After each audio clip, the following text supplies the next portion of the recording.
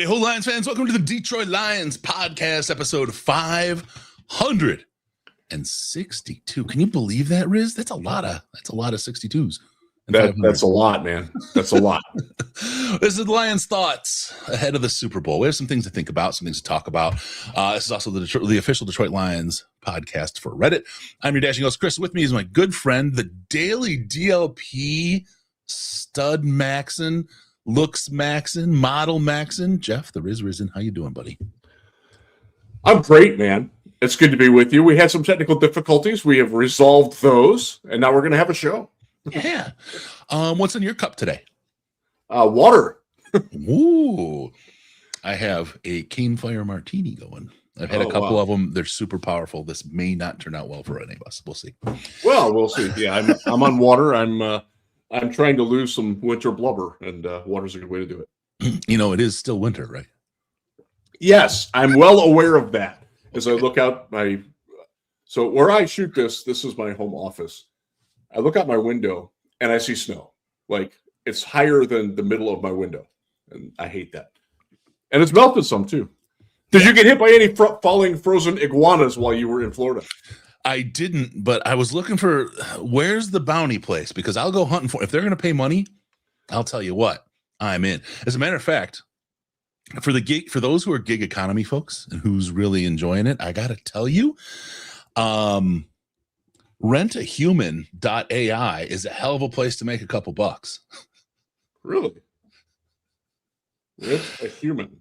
It is the end of the world as we know it, Riz. The bots are in control, and they are actually taking money and paying people to be their arms, legs, and hands to do things in meat space.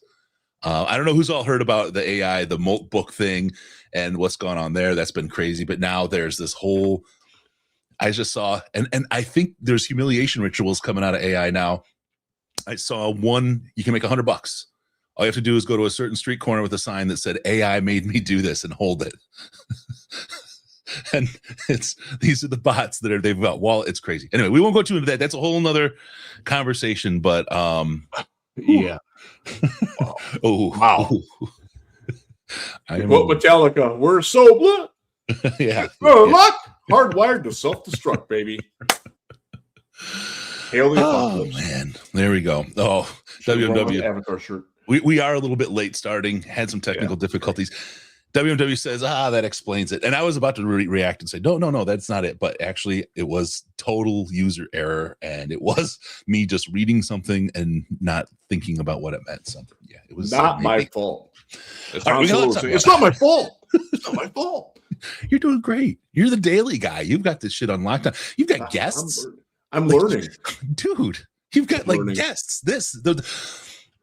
Jeff Risdon, the guy who almost was in tears with his dad replacing a muffler because of the difficulty of the technical stuff, is literally like taking the bull by the horns. Bro, I'm serious. I'm fucking proud of you. We're having fun with it. I just confirmed a guest for Monday too. Former Cleveland Browns scout will be joining us to talk some prospects. That's awesome. This is so fun watching you kind of blossom in the space, dude, and take your personality, put it out there. It's fucking awesome. I love I'm enjoying it. I appreciate everybody who's tuned in and giving feedback on it. It's been a lot of fun.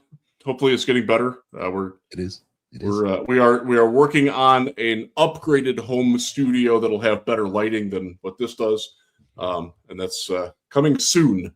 Once my son gets informed that his room is being used as my new studio. I was going to do that, but evidently I don't get to take back my son's room unless we move houses, because it will always be his room. Anyway, we're going to talk about some stuff.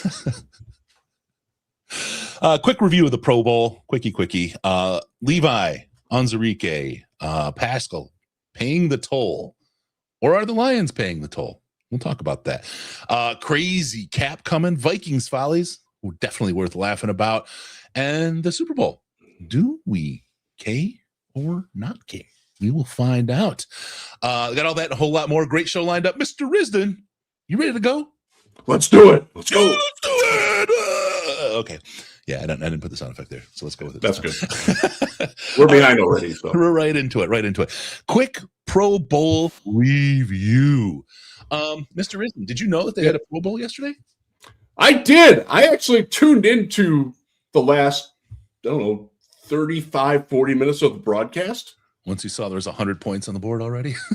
there actually was, yes. That was pretty crazy. So I'll just go over what and I talked about this on the daily a little bit, but I was watching the Celtics Mavericks game, and it was pretty much over. And I'm like, okay, looking for what's the Pro Bowl's on. All right, I'll tune in. I'll give it a shot. I turn it on, and Jared Goff is throwing a pass to Amon-Ra St. Brown. I'm like, I'm in, dude. I gotta watch now. And it was like 56-50 or something, like some weird number. I don't know. Like, I had no intention of sticking with it. But I'm like, you know what? Goff's out there wearing his hat, having fun. And look, it's not football as we know it. It's flag football. There's no linemen. There's no tackling. They're not even allowed to touch each other. Like, I know it's not football, but I will say this, and I'm sincere about this. It is better than when they used to run the charade of having 11 on 11 and nobody tried at all. Yeah. These guys were actually doing some things. Like, they were trying and having fun with it. They were having a good time. If you watch like flag football, if you've watched 7-on-7s in like Texas high school, or girls flag football is actually going to become a varsity sport in every state in the next 5 years. It's very close in Michigan already. Yeah, it's Olympics this year or this next. It is, right? Yep, it is. And it's different. And if you can separate the fact that it's not football, it was a pleasant broadcast, and I thought they did a pretty good job of broadcasting. They spent a little bit too much time on Micah Parsons on his scooter, but he was there. He was funny anyways. Yeah. But I would not intentionally tune in the future, because I'm not an all-star game. I'm not an expert. It's not for me. But I have a feeling that if my daughter would have been home, she probably would have enjoyed it. And I think that, that demographic, like the high school and middle school kids, probably liked this and got something out of it. And I dare say, but again, like, Chris, you and I, our football identities were forged in the 1970s. Like, we like hitting, we like blocking, we like contact, we like grunts, we like Jack Lambert, I like Earl Campbell in the 70s a lot more than the 2000s. Yes. None of that is going on. Yeah. That's interesting. I think this is a hedge for the NFL if football has to change because of whether it's CTE, injury, whatever else it is, but not enough parents letting their kids play the full contact ball, that kind of thing. This is kind of a hedge, I think, setting it up, even making it an Olympic sport, right? And it gives them options, and they can gauge what people are liking about it, what they're not, and they can evolve if they need to. Do I want them to? No. I love the sport as it is, other than the officiating. I love how the sport is played. But inevitabilities happen in this world and things change, and I think this is them just prepping for that. Yeah, I agree. And again, it's better than it used to be, and I somewhat begrudgingly give them credit for that, because it was awful. Like, it used to be like, and it actually ended so. It used to be held in Hawaii every year. And I did for several years weekly scheduled spots on ESPN Hawaii with my guy Josh Pacheco, great radio host. And I criticized the Pro Bowl one time on there while it was still there. And that ended my appearances on ESPN Hawaii, unfortunately, because they were very sensitive about it. But I'm like, it was crap. Like, there's no point to this. At least with this, there's some point. Again, it's not football, but it's football adjacent, and that's better than fake football, in my opinion. You know what's interesting? Because I saw a ton of tweets. I didn't watch the Pro Bowl. I didn't, straight up. We'll talk about it a little bit, but there's the whys and all that. But the thing I think about, I saw tons and tons of tweets like Barry when the guys used to play, and it was all-star team against all-star team, and they went at it, right? Mm-hmm. Obviously, the big change is money. And you look at the game and you say, oh, this sucks. This isn't football, whatever. And you know, like right here, if you squint your eyes, turn your head, it might kind of sound a little football-y or appear a little football-y. It's not. But nobody's getting hurt, right? And if Jared Goff, for example, took his arm to where I don't want to be too extreme, but hurt his arm and couldn't play next season because he was in the Pro Bowl, fans would be pitchforks, torches, crazy. Like, no, what the hell are you thinking, right? Nobody wants their players to get hurt, and that's a risk if you play a real kind of football game, and that's unfortunate. I think there's something to do with this, and I'm going to go to a UFC reference, because when they came out this year, their first fight was a numbered fight. It was on they moved everything to Paramount Plus now. Really, really good broadcast. The fights were amazing. And the reason was Dana White changed the incentives in that if there was a finish in the fight, there was a $25,000. I think it was a $25,000 bonus, right? Okay. And it's like, okay, so now you're going to fight harder. You don't want to go to a decision at the end. You're going to fight to get a finish, whether it's a knockout or, a tap out, whatever. The other thing is there's a fight of the night bonus usually, and there's 50,000. He doubled it to 100K. And all of a sudden the incentives were there. Like the first 5 fights were freaking knockouts, man. It was one of the best series of fights from the undercard to the main card. What a wild, and I know this is UFC talk. It's not for everybody. I get it. But because the right incentives were there, the game was something completely different. So I don't know when they do it or how they do it, but I know that if they put the right incentives there, this could be a hell of a fun thing to watch. You know what I mean? Does that make sense?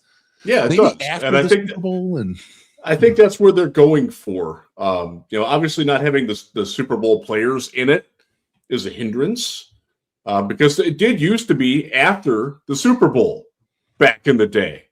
I remember that, because you would have the Super Bowl, which was a week after the conference championship games. Easy for me to say, which means it would have been in the past already. Would have been nice.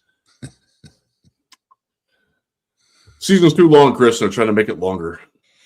It bugs me. Yeah, and it's not though. It is. I say you're right. It is because of the nature of the sport, right? It is. Yeah. It doesn't feel like it.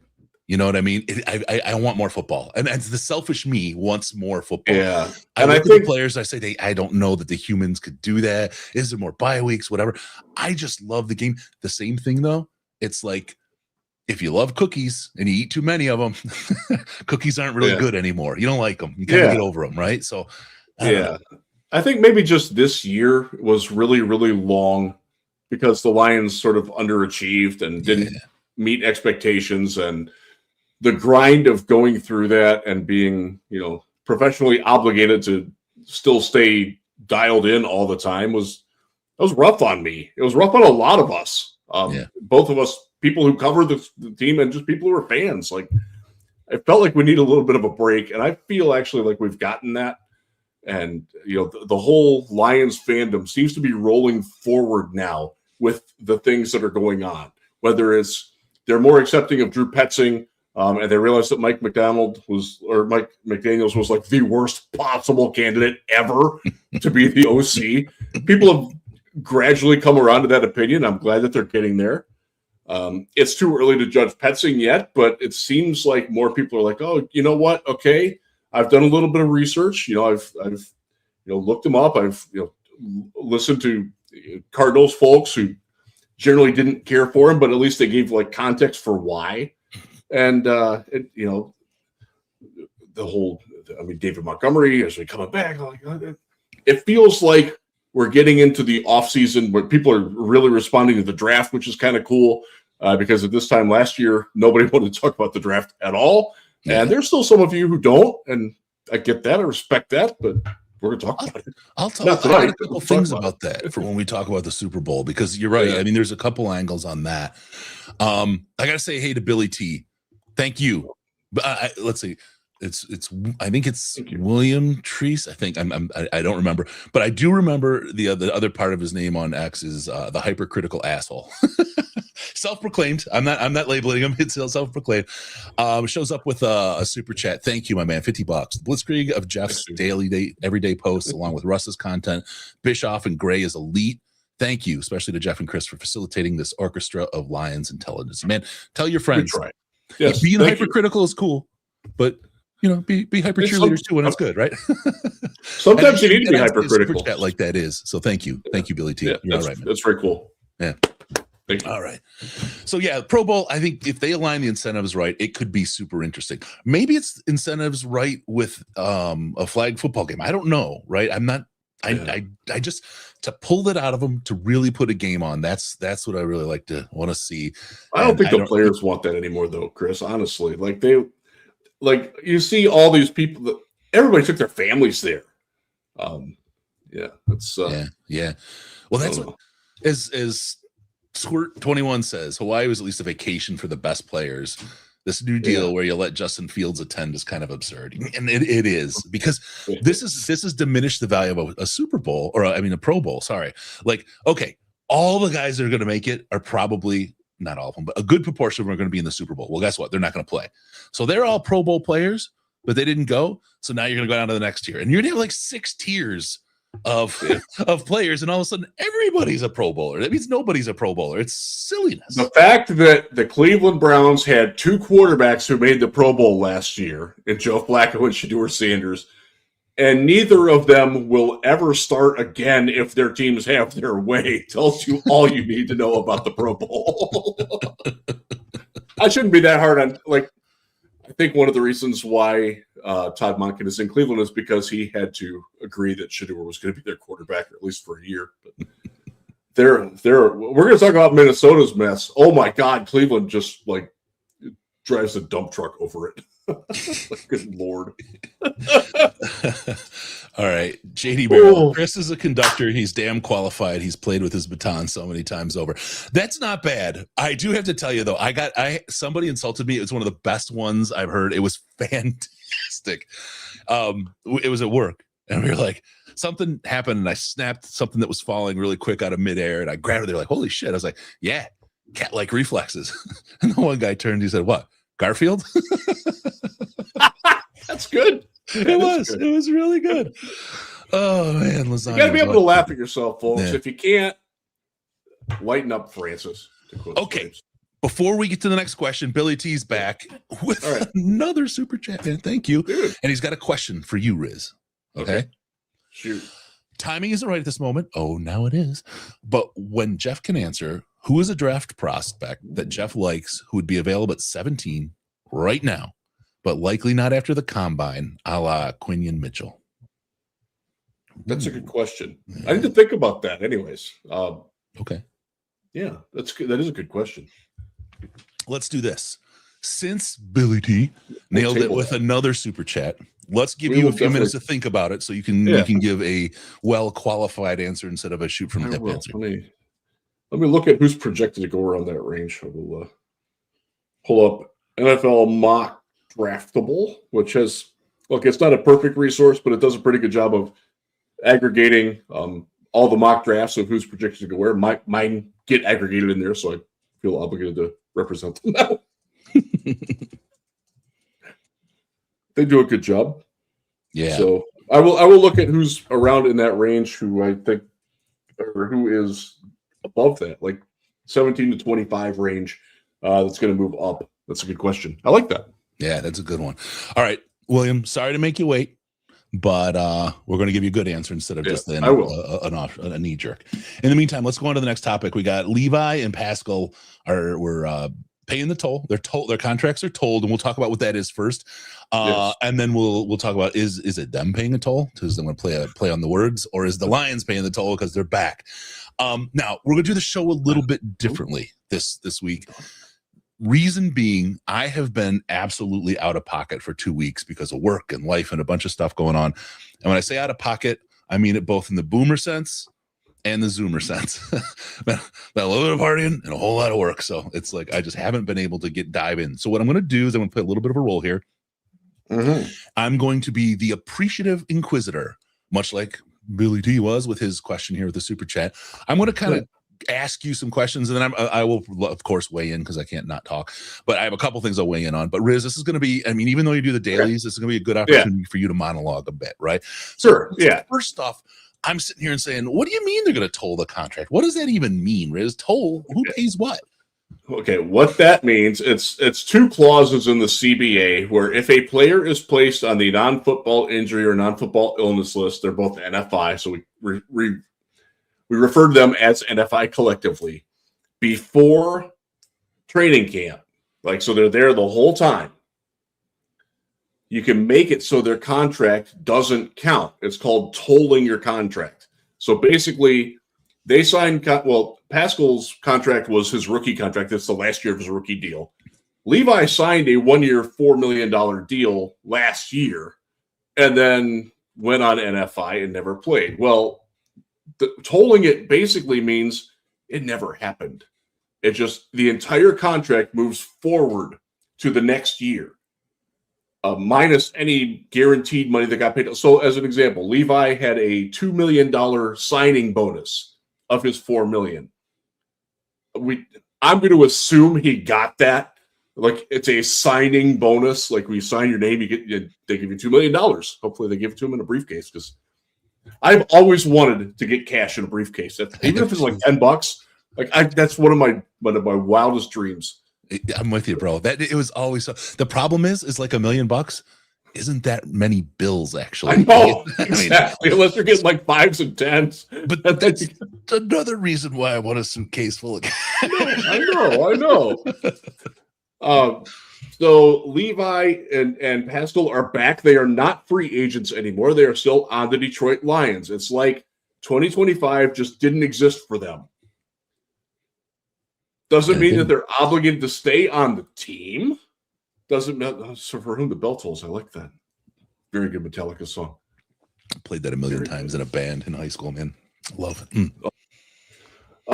But so they were both hurt all of last year. Pascal had a back injury, the irony being that Levi did not have a back injury. He actually had a torn ACL that dated back to the season 2024.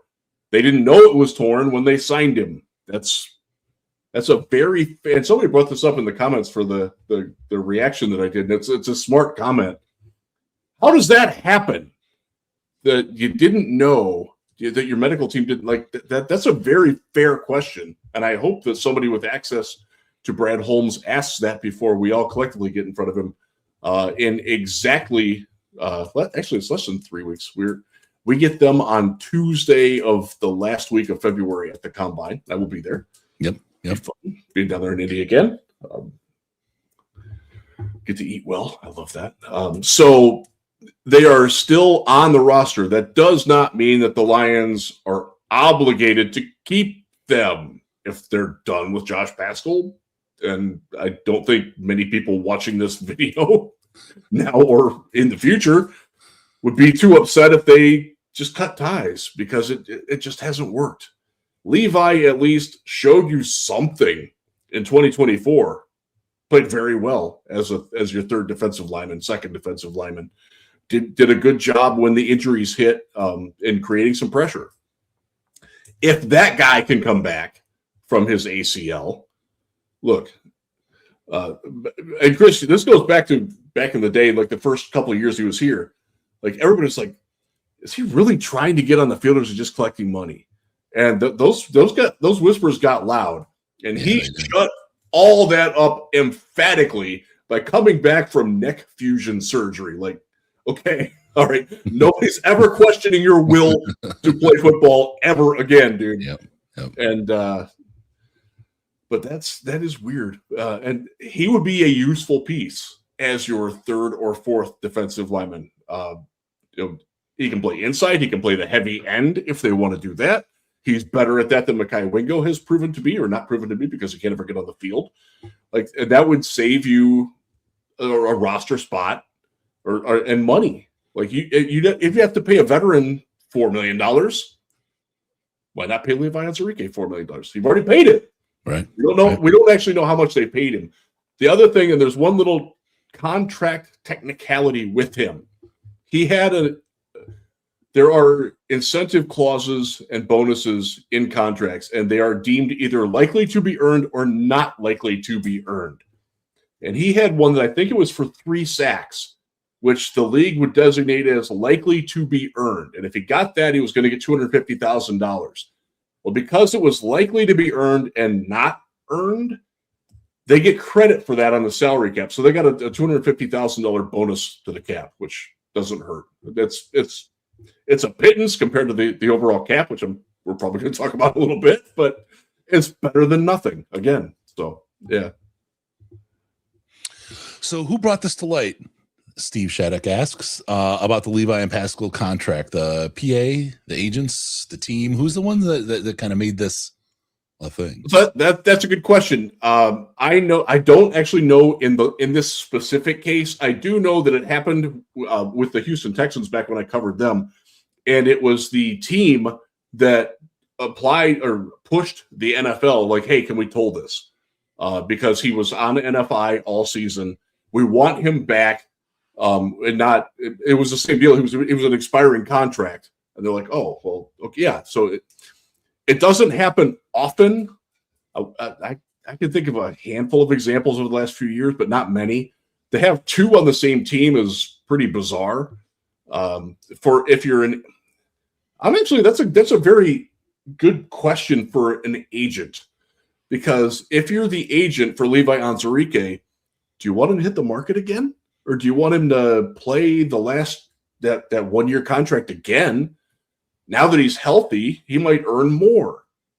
Because now if you're trying to sign him on the open market, well, he's damaged goods. He's coming off an ACL. I'm going to ask around on that. That's a very good question. I don't know the answer to it. So good call on that. Yeah.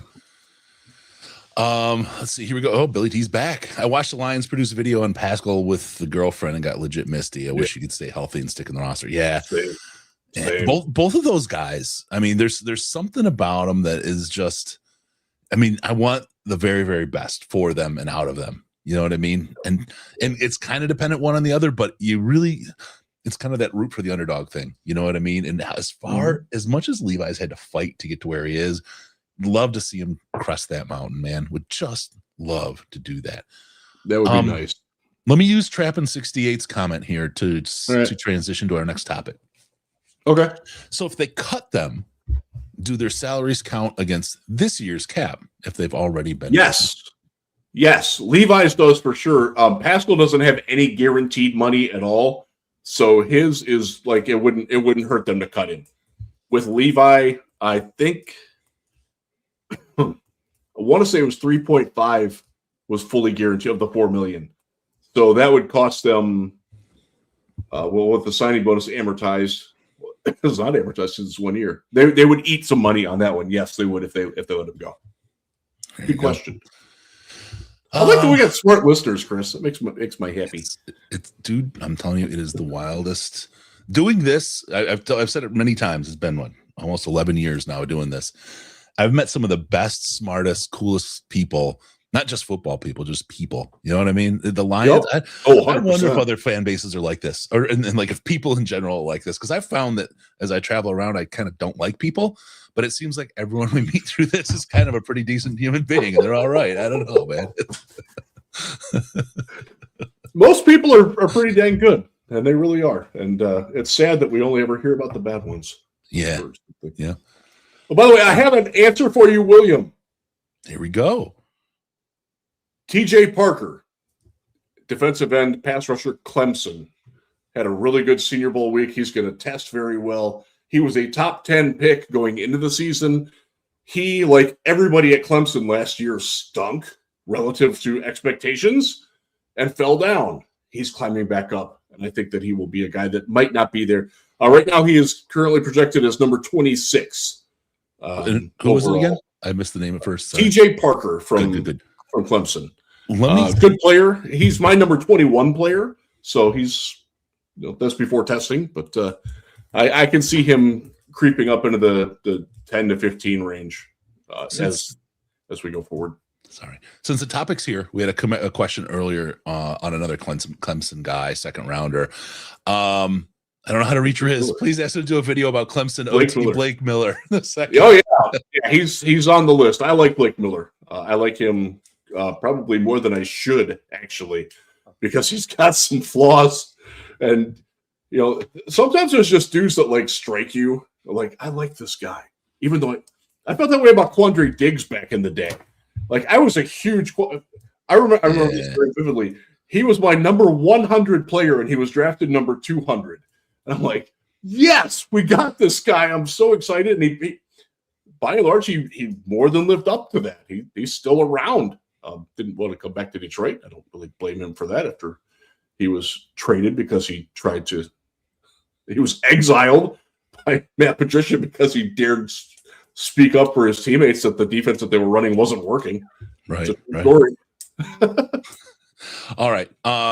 Billy TJ Parker noted. Thanks, Jeff. Let's see. I want to get two more in the questions here. Don Burr, hold on that one because we get your questions a lot, and I do have to get into the topics, but there's a couple here that I want to hit.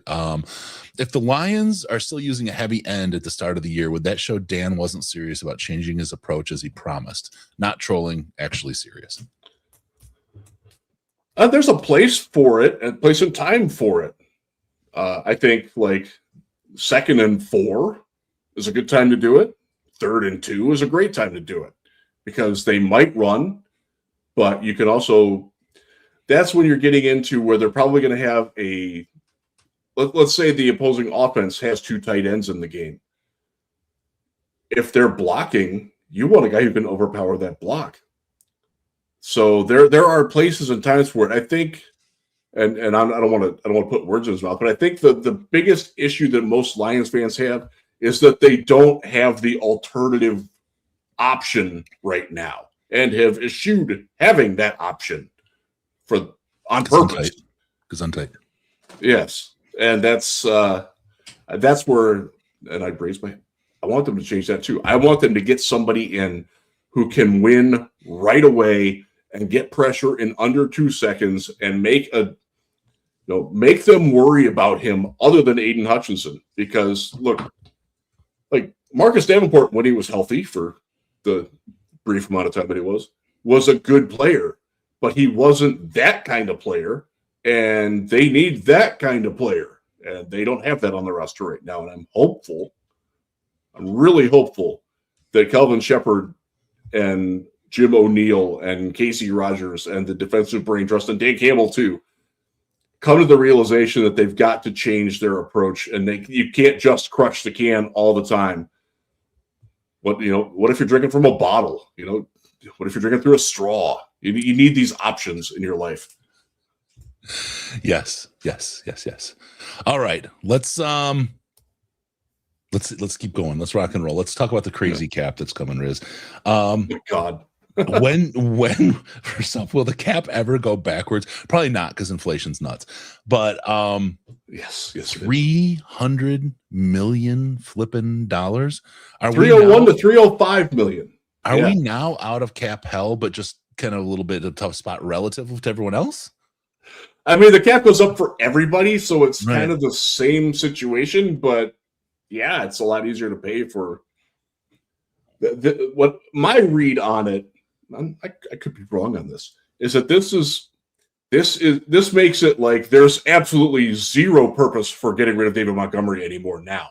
Like that's just a stupid idea.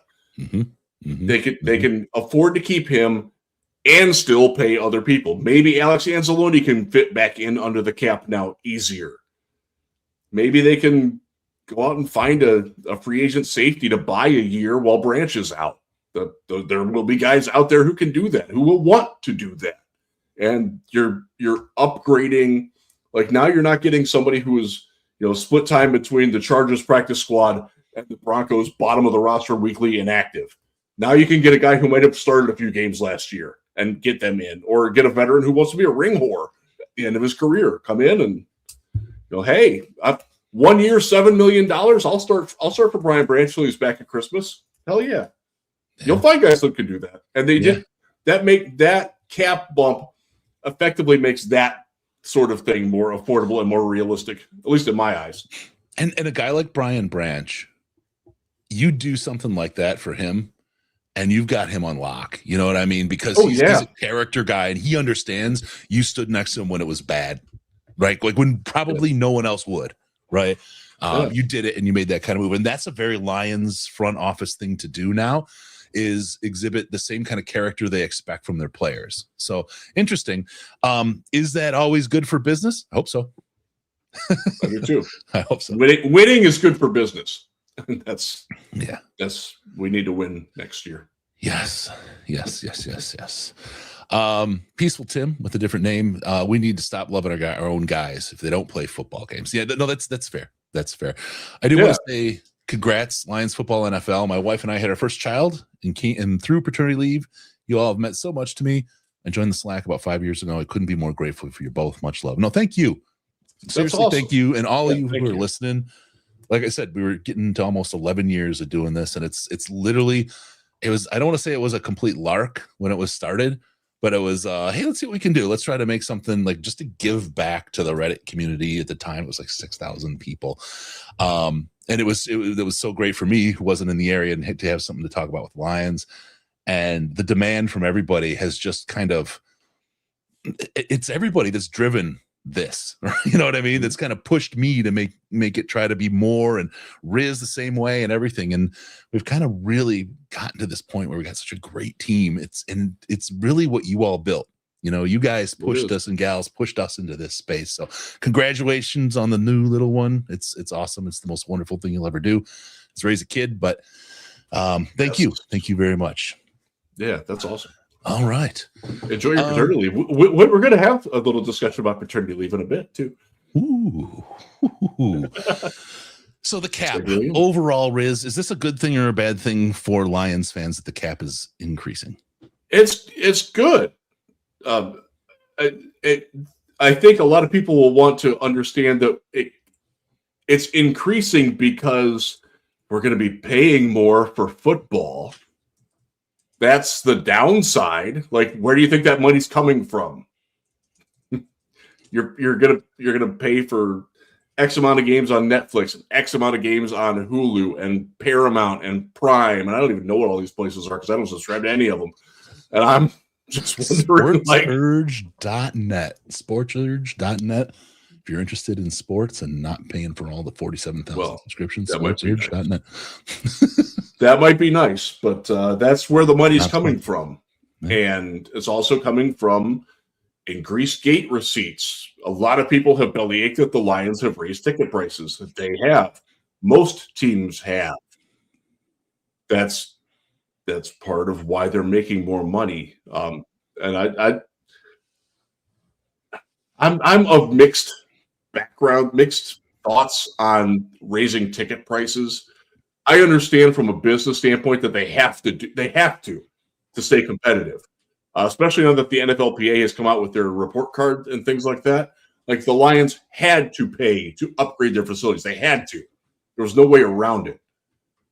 And unfortunately, that, like, we collectively as Lions fans who buy tickets to the games and buy concessions and buy merchandise, we are paying for that. And that's, you know, that's true of every team, though. Like, that is one area where I think that Detroit fans need to open the curtains a little bit.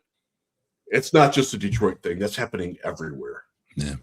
Look at what's going on in Buffalo with their stadium. Look at what Minnesota went through with their stadium when it first opened, and the tickets like quadrupled in 2 years. And people are like, what? And guess what? They're still selling out. Like, it sucks if you're somebody, and I'll cite my dad here. My dad was a truck driver. Had to save up to go to a football game if we wanted to go. Or a cat. We actually used to go to Cavs games more than we went to Browns games. But, like, it's an investment, and that makes it that much harder for people like that to go to a game. For like somebody who's like working, you know, 2 jobs, like snowplow driver and garbage truck driver. I actually know somebody who does that. Damn. Got 2 kids. He can't afford to, like, you can't afford it. And that's the issue with it, unfortunately. And I don't know. I don't have a good answer for where that balance is, but that's it is what it is, I guess. But that's where the salary cap bump is coming from, folks. Like it's great that we can afford to pay more players and pay them these big numbers, but guess who's paying that? We have to get deep in the offseason before I do this, but okay. I have a way that guy can get to Lions games, and it's a wild reality. So we'll get there. There's like the whole thing like people buying tickets deliberately to put them on the secondary market to profiteer. That doesn't happen as much in Detroit, but like I will tell you, like Washington, that's all they do. San Francisco, that's all they do. Like the tickets there are just astronomical. Like you couldn't even begin to like. It's $185 for parking. Come on, it's what it costs to go to a Vegas game. This is, yeah, it's bananas. It's absolutely bananas. But yeah. I had something. I can't pull it out. Detroit is still a lot more affordable than some other places. I will speak to the Houston Texans. It's significantly cheaper to go to a game. The tickets themselves might be a little bit higher, but the cost of everything around it, going to the football game, is so much more affordable in Detroit than a lot of other places. And I think that people forget about that too. Yeah, well, Big Black Coffee 5083 says they can raise prices, but not the highest in the league. And that's they're gonna find out where the top is. They will, and you get you get a different brand of folk that go to the game when the prices are that high versus lower. Is that better or worse? I think depending who you are, you probably have an opinion, and it's a selfish one. So that's that, right? Yeah, I mean, that's fair. But you have to advocate for yourself. So I don't think there's anything wrong with that. But the economics of it is really, I mean, kind of ridiculous. And I think they keep testing the top. And now with the international games, this is part of it. How many people can get to travel? Because once you're in for, it's the whole thing. God, I hate it. We're going away from football a little bit. I'll just do it quick. Yeah. It used to be the veterans would send you like a penny or a nickel or a dime in the mail in an envelope, right? And say, hey, can you donate? And the psychology of it was they gave you something, so you felt obligated to get something back. And all the dimes or whatever they lost, they made way more money back. So if you're going in and you're spending, I got the jersey, I'm going to buy the plane ticket. You buy the plane ticket, I guarantee you've got a jersey. And you've got to have a jersey for while you're there. And you got to go to the event that they're having that has an admission charge, right? And of course, you got to go to a game. And of course, you're all in. Now, training camp's free at least. So you go there, you're going to have a couple of hot dogs, you have a drink, it's hot, whatever. It's expansive. You don't ever just buy the one thing. And that's what they're trying to continue to do, is edge you bigger in the market, because the $9 hot dog with the Sandman's favorite rancid ketchup isn't such a problem when you're paying $1,000 for a plane ticket. You're like, $10 for a hot dog, no big deal. I love that the Lions had a conversation with him. That was great. Sandman, we love you, buddy. That was one of the most interesting things I think I've ever seen. Sandman has the best stories, bro. Like Lions related and otherwise. He is such a storyteller that one is it kills me. That's a good one.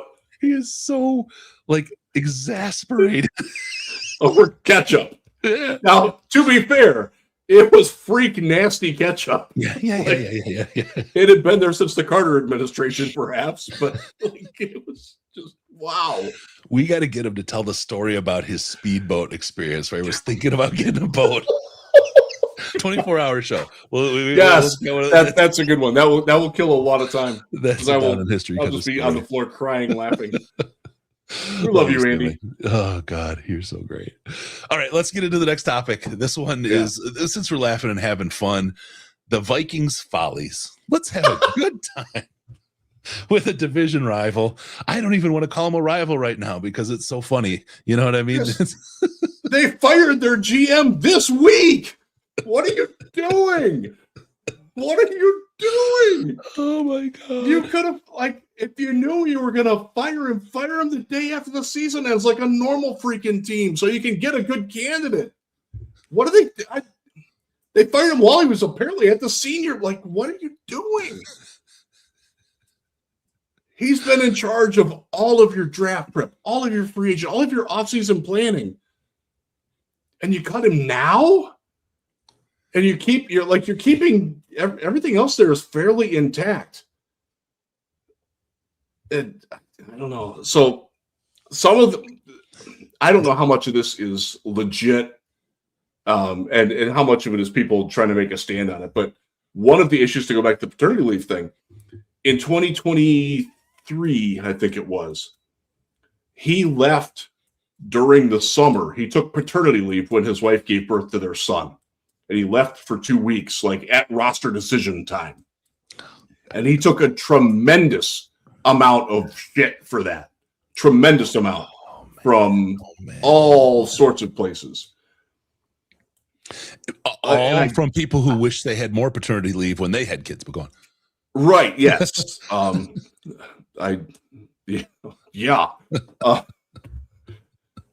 Be with your family first, guys. Come on. But I understand that, like let's say you're the president and you have a kid. Like, you probably can't take 2 weeks off to be dad. Like, you still got to have your role as president or other important jobs that are critical to the functioning of your vitality. But maybe a long weekend is fine. It's weird how many people jumped all over that when there are so many. Half days, right? Like, yeah, and like that is definitely an error on his part, an error in like total judgment and vision. Because when you are the GM of a multi-billion-dollar company, and all these teams are worth over $1 billion, like, you probably can't do that. It's not prudent. You know, how many times have we heard the stories of he was with his wife in the morning and played in the afternoon, or while she's giving birth, he goes straight from the hospital to the game and plays. Like, that's sort of the expectation. And I know that's not. Football isn't a real world occupation. I think that got lost there. But there are so many other valid reasons to do it. Like, this is a guy who basically traded us Jamison Williams and took Lewis Seen, who I think is out of the league now. There are a lot of reasons to fire Kwesi. His insistence on J.J. McCarthy. Probably his downfall. The fact that Sam Darnold is starting in the Super Bowl looks great. I think Seattle. We're going to talk about the Super Bowl, but I think Seattle's going to roll them. I think Sam Darnold's a part of that, and the fact that he was in the building and they chose J.J. McCarthy consciously over him, and also Daniel Jones before he got hurt was there last year as well. And before he got hurt, he had the Colts at 8-2. Yeah. They went up 9-8. Like, okay, they probably a problem there. Don't worry. He's got to pay for that. Somebody's got to pay for those sins against football, and it's Kwesi. Anthony Richardson is working on his stamina this offseason. He's going to get a full 3 quarters a game in. I promise.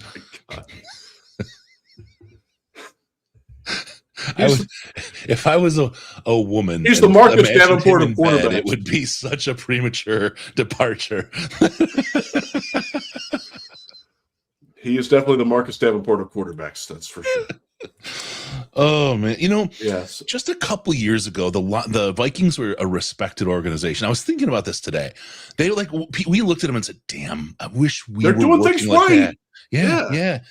And then you see something like this, and you're like, "Whoa!" Now here's and I wanted to talk about how fast things can go off the rails. The Buffalo Bills this year. A team that you look at and say they are so close every year, and you have the luxury of saying, should we fire the coach because we're close, but 14-3 is not good enough, right? I mean, it's hard to say that, right? And you're in a luxurious position if you can say that. And they kind of did. And after all those shots, they never quite made it. And then the shit show that followed is literally just things that organization has been set back for years now. They are now, like, I predict them to be very, very, very low in the standings, if not last place in their division in next year. And I don't even know if Josh is going to be there. Like this, it's a whole burning disaster. How quickly, and if you looked at them a year ago, you'd say, I wish we were that organization. They are so competent. It's crazy how like one decision or a small choice can have such a large cascading effect in a place like this that's so public and so scrutinized. It's amazing to me. Yeah, it is. They made the move of, Jim Caldwell isn't good enough anymore, and they better hope they didn't move on to Matt. I don't think they did, but they are in a very precarious spot. There's no doubt about it. As they move into a new stadium, and their fans are going to have to pay a whole lot more to go see a game. Yep. Ryan, he is same with the Bills, Chris, and I didn't see that. That was actually one of the things I was thinking about when to talk about. We're on because you've got the wish you were here, Avi.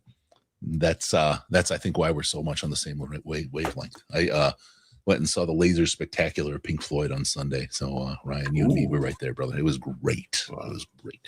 Those are fun. So Pink Floyd, not my band, but I have gone to that before when I was in college. Actually, this is freaking awesome, dude. It was really cool. So I love Pink Floyd, but it's to listen to. Like it's a like, okay, I'm going to sit down for an hour and I'm going to put on Dark Side of the Moon, or I'm going to do Wish You Were Here, or Animals, right? And I'm going to listen to the whole thing, and it's like it's an experience, right? But like driving around town, I'm not throwing it on the radio to listen to, right?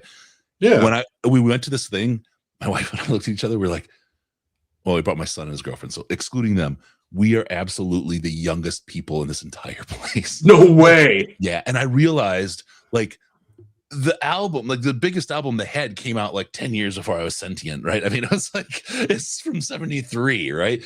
It's like, holy shit. And then it made sense. Was one. Yeah. So it was about an hour and 15-minute drive to get there.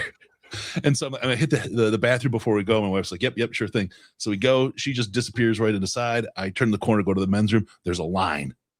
And I'm like, what? The men's room. Yeah. So I'm like, okay.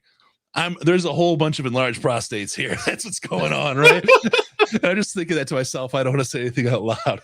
And then this old guy gets in line behind me. He looks, he goes, boy, times sure have changed, haven't they? Wow. Dude, I just got a long drive. I want to be comfortable with the drive. I don't know. Got to be comfortably numb. Oh, man. Sorry. Little aside. That's okay.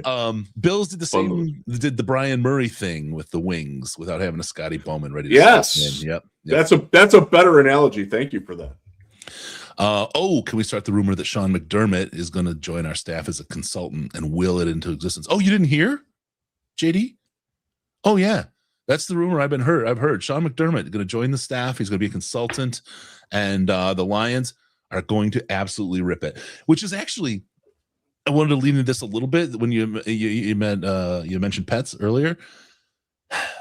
Bringing him and why did I just blank? This is name the other guy that could have been the offensive coordinator for me, please. McDaniels. Thank you. No. That we brought in. Oh, Mike Kafka. Thank you, Kafka for the Giants. I couldn't think of his name for the life of me, and I knew it was a dead end. Bringing in those two guys is such a freaking brilliant move, man. Because the reason is you've now got more brains to build this big brain offense. But next year, you'd have to lose both of them to be out of your next offensive coordinator. You have backup in the building rather than just trying to promote guys. This is good. This is good organizational depth. I love the move. The more I think about it, I really, really love the move. And if it doesn't work out with Pets, out he goes. Kafka, step in. And then it's not Dan calling plays. I love it. I really love it because you've given yourself so many options. It's really, really smart the more I thought about it. I had not thought of that angle. And I went in, I did the Huge show last week, and Huge brought that up right away. It's like, well, Dan's covering his tracks here. And I hadn't thought about it. And it does make sense. I genuinely don't think that Dan hired Petzing with any idea that he would or any notion that he would fail. Right. That's not what he's doing. But maybe there is something subconscious where like, okay, now I can get this guy in here too. Like, Sheila cut the check. Yeah. They did. Yeah. And I don't know if it's insurance or not, but maybe it's more like putting those two hands together. And if one of them leaves, then you've still got one. Yeah. I think when it happened, when Dan talked at the end of the season, and he brought up, like, I don't know, like, I might want to keep calling the plays because I know I'm not going to go anywhere. Like, so something to that effect in his last press conference. And I think it got glossed. Like, I think it was a very big deal to him to have to do that.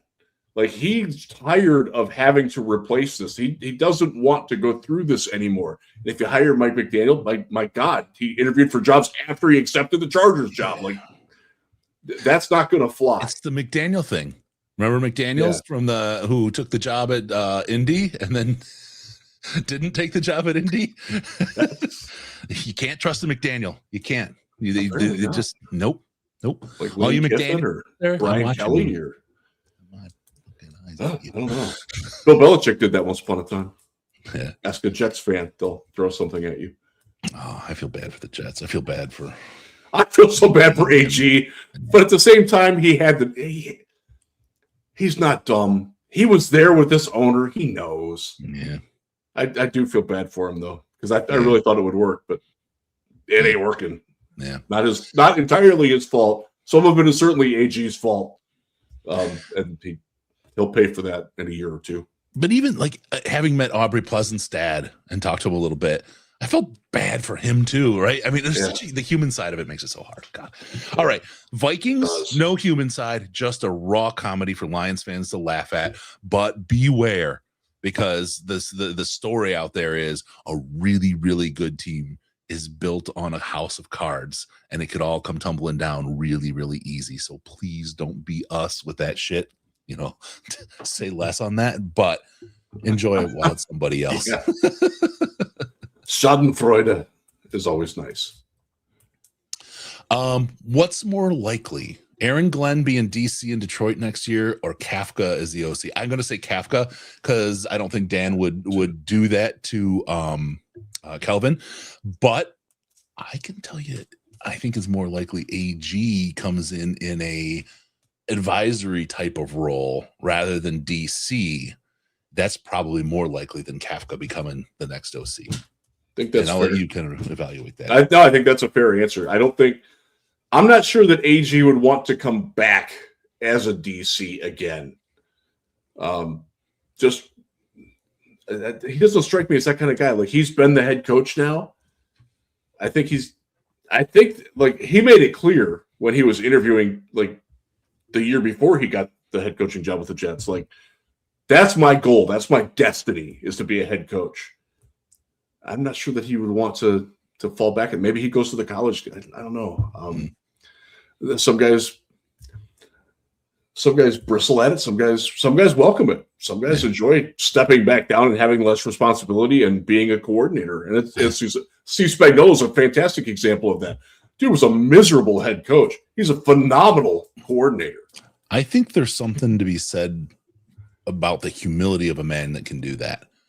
And it not everybody can. It feeds that idea that as a cornerback, you kind of have to have a goldfish memory, and you have to come back as good as you've ever been, even after a bad play, and literally forget about it. The idea of him coming in and helping Kelvin for a year as an advisor might be that kind of thing to set him up for his next opportunity. I don't think AG, I think everybody can see he's in a wacky fucking situation, and he's a skilled guy. I'm certain he gets another chance, but they'll probably, how you handle, we'll call it defeat, but how you handle difficulty and trials and tribulations is more important than the fact that you got into that situation. How you handle your way out of it is a real test and testament to your character as a man or as a person. And he's likely eventually going to be in that position where that thing is going to flame out. And when it flames out there, it's going to be a freaking toilet fire. And how he handles himself will just be key to where he lands next. I really believe that. Yeah. So Tanner Ang's right for getting thrown off the ship on the right time and landing on his feet too. Yeah. Good for him. Yeah. Dude, I've been lucky. Every job I've left or that left me, I've stepped up every time. And I know it's hard for a lot of people, and I'm in a way lucky because of that. But I think that that's more the rule than it is the exception. I think as you open your horizons, you take a whole bunch of skills with you that you've made mistakes at someone else's expense, and now you can capitalize on that wisdom. And there's a big difference between knowledge and smarts and wisdom. And I'll tell you, if you're like 30 or you're young in your career, but you're the young gun that's killing it, trust me, it's the wisdom thing. Seek wisdom because you already have the knowledge and you know it. Seek wisdom and you will go somewhere with your career. Find a good mentor and embrace it. Yeah. It's very important, no matter what you do. There you go. JD Merrill, Josh McDaniels is the driver that tries to merge 5 lanes to get off at an exit, which is why he fits perfectly in Boston. Next topic. The NFL Super Bowl is here. My God, it's landed, Riz. It's that time of year. Do we care? Not really. I'm trying to care. Like I have, actually I have them written down. I have 7 radio spots through Friday, starting tomorrow. Did one today. I got to talk about the Super Bowl. I'm like, I don't really like. First off, I don't think it's going to be that. I think the Seahawks are going to just destroy them. I hope so. Unless now, that's more about how I feel about Seattle than I feel about New England too. Because I do think New England's a quality team, but they have gotten extraordinarily lucky on their path. CJ Stroud gave them a game that their offense had under 100 yards into the fourth quarter, but CJ Stroud couldn't stop coughing the ball up. By the way, he cut his hair. Sort of a way to start new. Later, Samson. That's a good move. It's a good move up for his part. And then they play Jarrett Stidham, who wasn't good enough to play as their backup 2 years ago. And he started the game because Bo Nix was out. Like they've had such a cake path. Yeah, other than the first drive Stidham did, like he was not. I don't want to put it on him because no, he was playing behind. He was playing hero ball. Other than he was trying, man. Like that's what you got to do. That's an awful situation. And seriously, so I think that they had on that first drive, the success he had in that first drive. After that, I wouldn't expect him to play any other way. He's like, I'm on. This is my day. Let's go. Right. There's nothing can stop me. And then by the time he realized he could be stopped. It was too late. Well, then it snowed too. All broke loose. Oh man. Yeah. So I think that Seattle's defense is going to be a very big problem like Drake May. Nothing but respect for that dude. He's been really good. Yeah. Their offensive line is worse than Detroit's in every way. Well, actually, we have a pretty good offensive line. I shouldn't have said that. They're in the bottom 5 in pass protection win rate. They're in the bottom 10 in time to pressure and sack conversion rate. Some of that is a quarterback stat, no doubt. But Drake May's a pretty good athlete. He's getting chased around a lot. Yeah, I just think Seattle, with the way that they can bring pressure and the way their secondary plays, and they play that 5-man nickel secondary, and all those dudes are so freaking good together. Yeah, I think they're gonna just cruise. So I'm gonna watch. Of course, we're gonna watch. Gotta watch the ads. Gotta watch halftime, whatever halftime show you want to do. Like, I don't really care. I will watch Bad Bunny because I'm kind of curious about it. I'm not really familiar with him. I wasn't familiar with God, who was that? The Prince. Hawaiian dude who sings happy songs. Bruno Mars. Like, I didn't know. I had heard a couple of his songs, but I didn't like that dude put on a show, man. I enjoyed that. And he is not my style of music at all. So I'm kind of open-minded about it. I'll see what it is. I do have to write. I am getting paid to write about it for Real GM, so I kind of have to do that. But I like the ads. I like to eat. I like football. It's the last football game we're going to see until August. Can I put a perspective out there on it? Yeah. I'm actually excited about it. And I've actually kind of contemplated this a little bit. Like, am I going to watch this? Do I care? And I think about all the years in which the Lions were just obviously not Super Bowl contenders and there was no expectations for it. And how much I enjoyed the Super Bowl just for the game and the splendor and all the other stuff that goes with it. And I realized last year hurt so bad for the Super Bowl. I didn't want to watch it. I did, but I didn't want to after that championship. It was a kick in the sack. It really, really was. And I was just, fuck football. This year, it was so much earlier, not making the playoffs and everything else. I've kind of found myself back in that mode of, I'm just here for the celebration. I'm here for the game. I'm here for the fun. Throw me some chicken wings. Let's get some nachos. I'm going to drain some beers like mad. I booked the first half of my day, the next day at work off. So I will have at least one eye open by noon. And I'm just approaching it like it's the Super Bowl party that I always enjoyed, and we're going to do that. And I don't have that massive sense of loss that I carried last year. And I'm almost in a weird way grateful for it, because I'd rather be absolutely in or something like this, because what happened last year really fucking hurt my soul. It really, really hurt, man. Does that make sense? Yes, 100% it makes sense. That's absolutely. I'm with you on that. We're going to do a couple questions, and then we'll close it out, Mr. Riz. Right. First one, is Dorsey still in the building? What's his role, and does he still wear a white sweater? He always wears the white sweater. Cuts the arms off. He's got to have 20 of them. I don't. His interaction with Sandman is another great Sandman story that we'll save for the. I know that one too. It is a good one.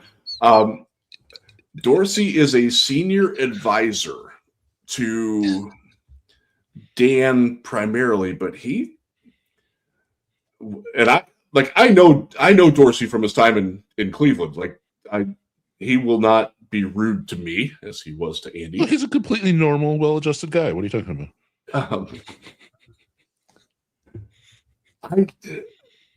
My general impression of what he's doing is that he is sort of a intermediary listening board between Dan and Brad, and offering his perspective as a former player. He played for the Packers for a long time, special teams, and as a former GM. He was a GM of the Chiefs and of the Browns. And he can sort of float between those at practices and during training camp. He spends most of his time standing with Ray Agnew and Brad Holmes when Brad comes out.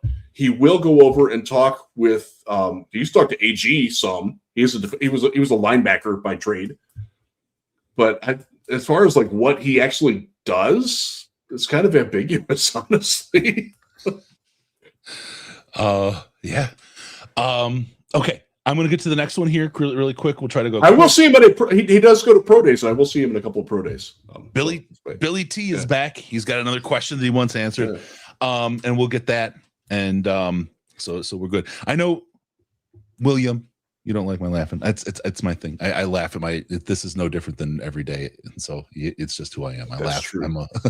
I enjoy laughing. And I think I'm the funniest person ever. So here's something. My wife, when I don't talk in my sleep, I literally laugh in my sleep. Like there's funny shit going on in my dreams or whatever. I don't even recognize it. My wife told me that I do that. I literally laugh while I'm sleeping. Wow. So it's just who I am, brother. Call it my disability. Trying to squeeze this in, $5 for 5th round Quandre Diggs, and Jeff sees the TCU safety as a 5th round prospect. Are they comparable? Bud Clark is a 3rd round prospect for me, who's probably not going to go that high. I love him. He had a great Senior Bowl week. He sent me back to watch the tape, watched a couple TCU games. I'm like, that's the dude I thought he was. I was high on him going into the season.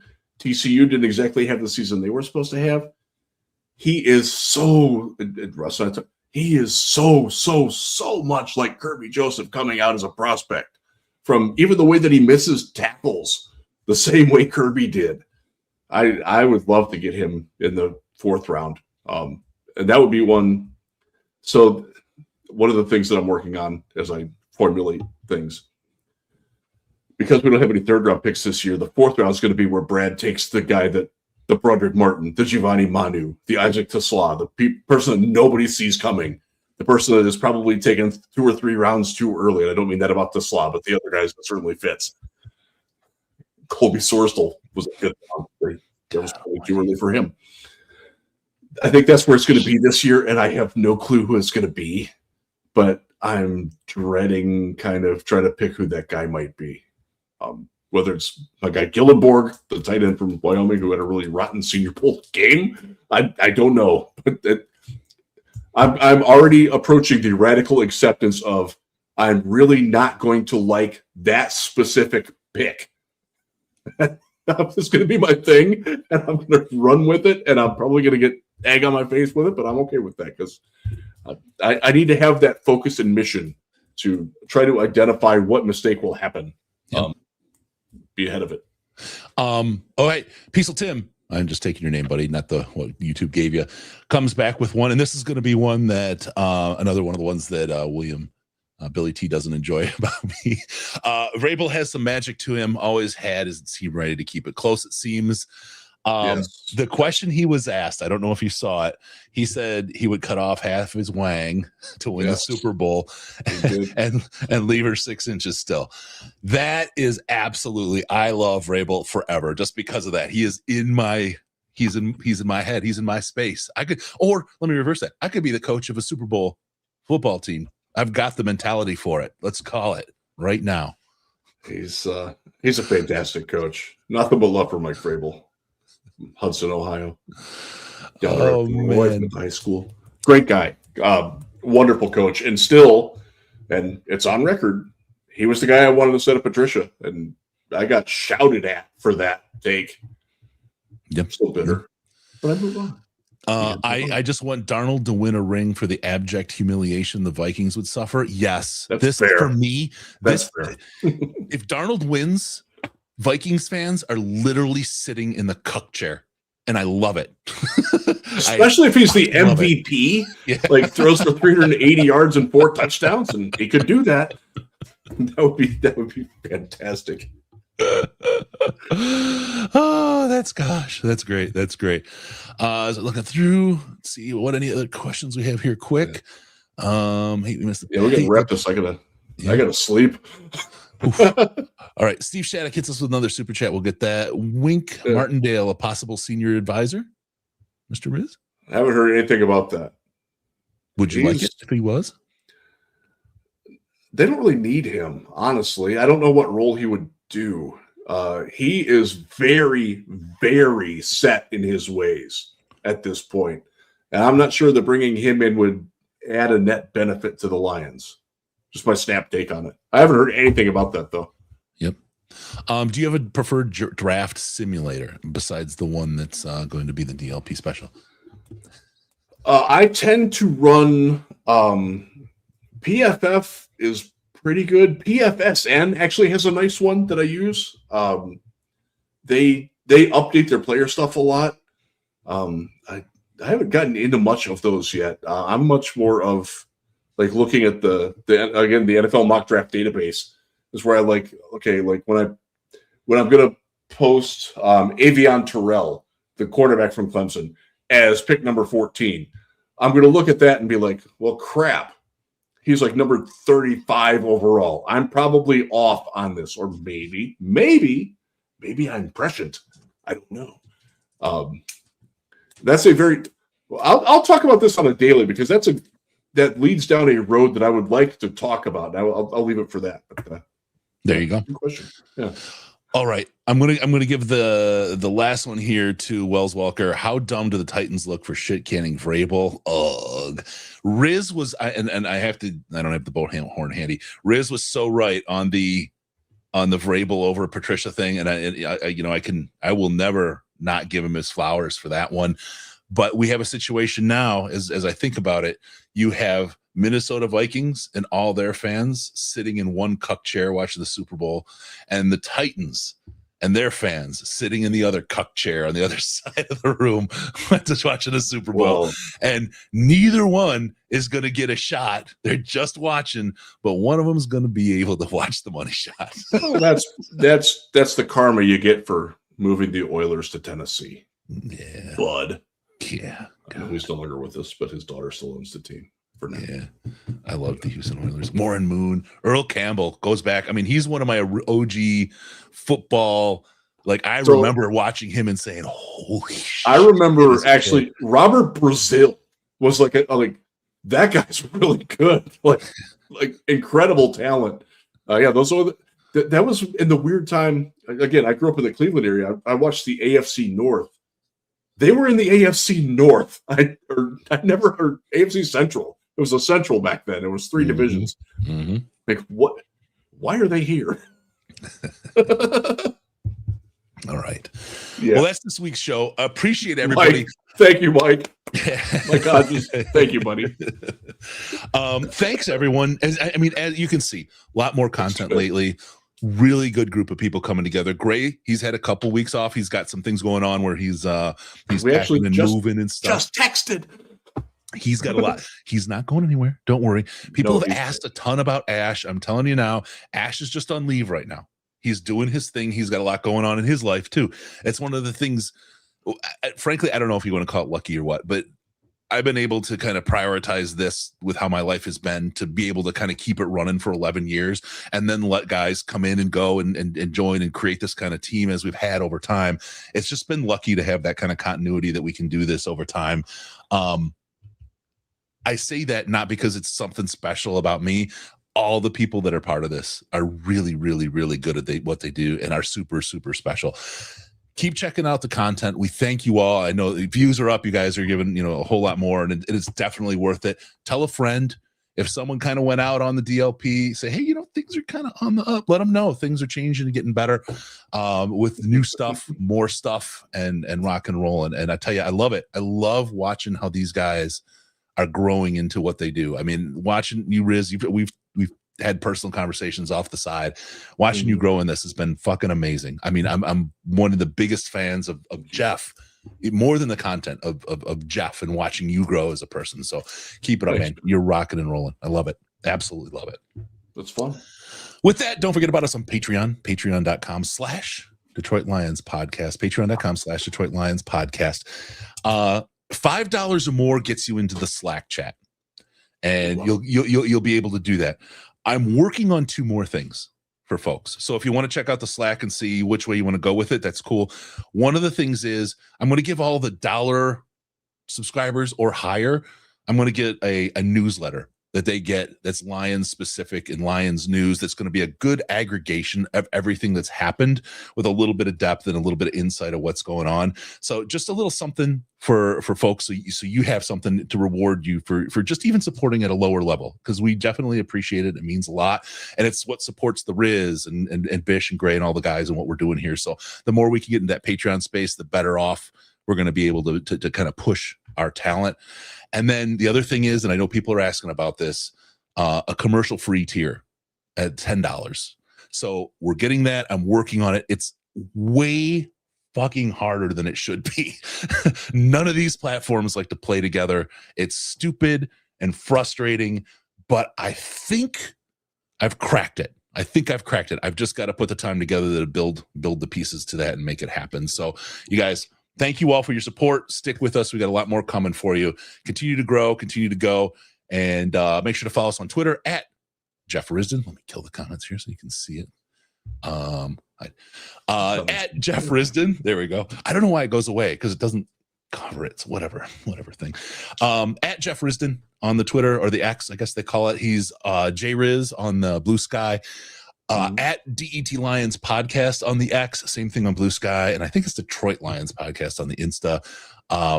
TikTok is stupid. Also, they made it too difficult, so fuck them. Go ahead. If you're on Facebook and you want all of my collective work from Real GM, from CFB on SI, from here, all that is at Jeff Risdon Lions/NFL. It's a dedicated page. You don't have to friend me. You can just go to that and watch that or follow that.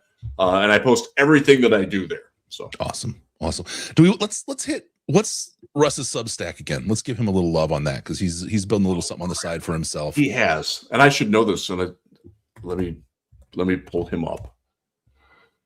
Where are you at, Russ? Okay. I subscribe to way too many things. Holy crap. Yeah. I just quit looking at my credit card statements and write big checks. Yeah, that's probably the way to go. The Draft Report. TheDraftReport.com, right? Yes. All right. No, the Draft Report at Substack. Got it. Draft Report at Substack. Check that out. That's what Russ is doing. He's got a little side gig for him, and it's helping him out. We want to make sure he's thriving. We want to make sure all these guys thrive, right? Because Dr. Liao was on there too. Check him out. Yeah. Check him out. The more these guys thrive, the better it is for everybody. And frankly, we kind of very quickly, as this thing became a thing and started making an impact, one of the things we really kind of pointed our North Star toward is trying to force the other media outlets to innovate and create better content for Lions fans. Because when we started this, it was a shitty environment for Lions fans. There wasn't much. Killer Kowalski had recently passed, and there was just an empty gap. Now that we could fill it, but hopefully we could inspire and force and change the market so that we could get better content out there for fans. And I think it's worked. I think there's a lot of podcasts now. I mean, we're the longest running one for sure. A lot of good podcasts out there.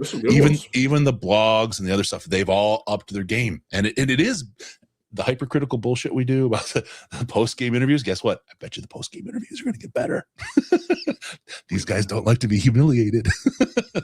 It's one of those things. It's for the fans. So, all right, follow us on the Twitter. And I guess the X is what it's called. You get all the craziness pants free. Be sure to go to DetroitLionsPodcast.com. Subscribe to the podcast. Riz is putting up articles there. You just got to keep checking and going because it's a rock and roll show, man. Thank you for tuning in. We're going to see you next time on the Detroit Lions podcast. Remember, no pants, no toasters, no hot tubs, and no problems because we are your Detroit Lions and Reddit connection. Love you all. Love you, Riz. We'll talk to you all later. Bye-bye.